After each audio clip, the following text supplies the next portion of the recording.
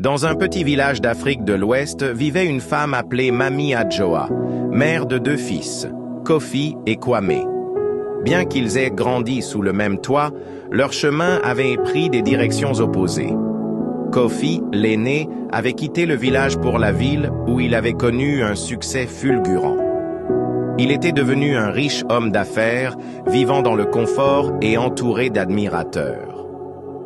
Kwame, lui, était resté au village, luttant contre la pauvreté en cultivant des terres épuisées par les sécheresses. Kofi, préoccupé par son ascension sociale, avait coupé presque tout lien avec son frère. Kwame, malgré ses difficultés, ne gardait aucune rancune mais ressentait une tristesse profonde face à cette séparation.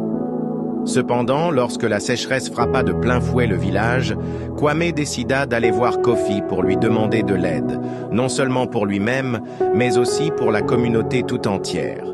Après plusieurs jours de marche, Kwame arriva à la grande maison de son frère. Fatigué, il frappa à la porte. Kofi, vêtu d'un costume coûteux, ouvrit, surpris de voir Kwame. Mais au lieu de l'accueillir chaleureusement, il le toisa. « Que fais-tu ici, Kwame ? Es-tu venu me demander de l'argent ?» demanda Kofi, avec une froideur dans la voix. Kwame, blessé, répondit calmement. « Je suis venu te parler comme un frère. Le village souffre. Les gens ont besoin d'eau, de nourriture, d'espoir. Toi, tu as les moyens de les aider. Je pensais que tu comprendrais. » Kofi secoua la tête, murmurant quelque chose sur le manque d'ambition et referma la porte. Kwame repartit, le cœur lourd. Il n'en voulait pas à son frère, mais il se demandait comment une telle distance avait pu s'installer entre eux. Quelques mois plus tard, le vent tourna. Une crise économique éclata en ville et Kofi perdit tout ce qu'il avait construit. Ses affaires s'écroulèrent et les amis qu'il croyait loyaux disparurent les uns après les autres. Détruit, il décida de retourner au village sans savoir à quoi s'attendre. À son arrivée, Kofi trouva Kwame en train de travailler dans son champ. Fatigué et honteux, il baissa les yeux. Mais Kwame s'avança vers lui avec un sourire et ouvrit ses bras.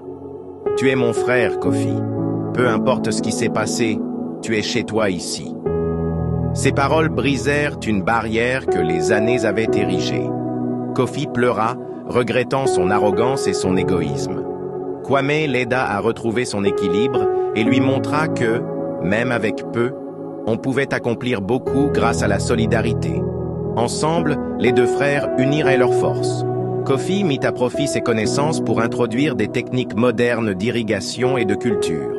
Kwame rassembla les villageois pour creuser des puits et cultiver collectivement des terres plus fertiles. Peu à peu, le village se transforma en un exemple de résilience et de coopération. Les 2 frères devinrent un modèle pour la communauté, rappelant à tous que la richesse matérielle n'a de valeur que lorsqu'elle est partagée. Leur histoire resta gravée dans les mémoires comme une leçon sur le pardon, l'unité et l'importance de ne jamais oublier ses racines